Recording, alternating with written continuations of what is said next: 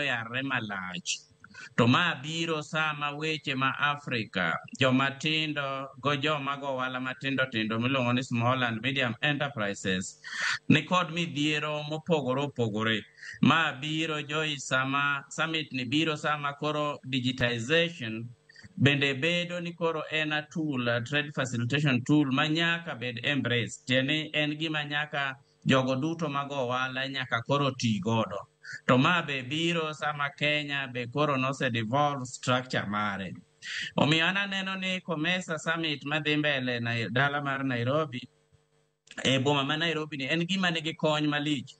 Nikech kaka ung'eyo ka kiny korumo tarik 9 kama, to ker marwa ma President William Ruto bro yudo thuolo mondo mi obed jakom mar higa achiel e ndalo mabiro.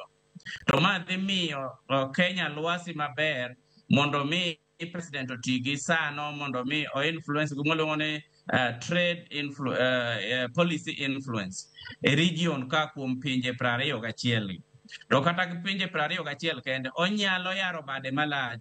Ing'eni Joyce COMESA kelo chiro mar $640,000,000. To king'iyo GDP mar COMESA states en gimoro kaka sani 1/1 trillion.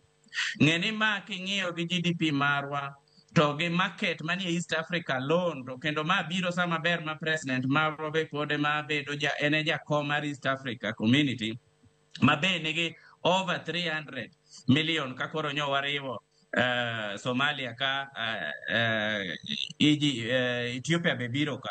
So king'iyo pinje wa ma be biro Joyce sama koro Kenya nobedo rated number beach iluongo ni top African rich countries. Pinje momewa ahinya e Africa, Kenya number beach.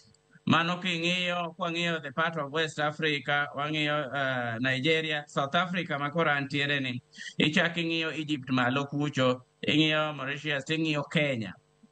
Ma bende biro sama Kenya king'iyo World Innovation Report keto Kenya namba 3 e piny mangima kuom pinyno ma ose adopt kata manigi rieko mambele e weche mag mbui gi kata mwaluongo ni trade digitization.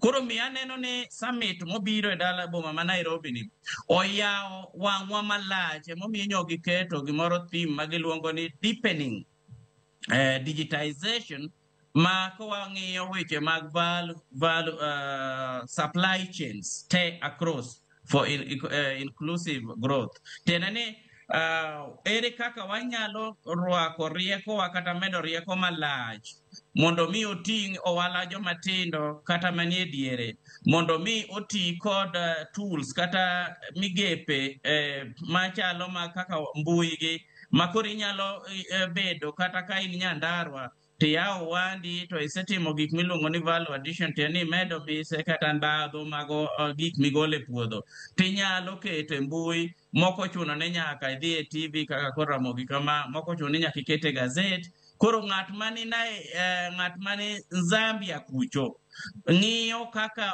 wala nyalo timore. Kineno COMESA okelo gimoro ma ber ahinya mang'eno wadwa nosewuoye mwaluongo ni simplified trade regime.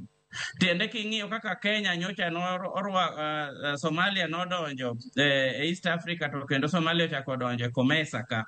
Inyalo neno wala matindo tindo mineno sani nyose yawo borders, omiyo kineno Kenya sani movement mar goods oelni matindo tindo gi kindwa gi Somalia oyawore malach.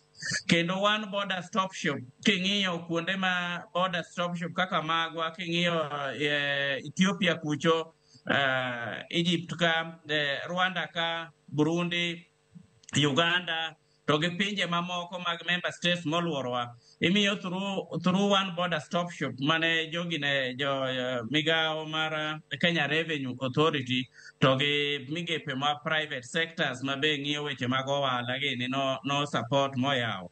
Omiyo oseketo gima luongo ni trade, ease of trade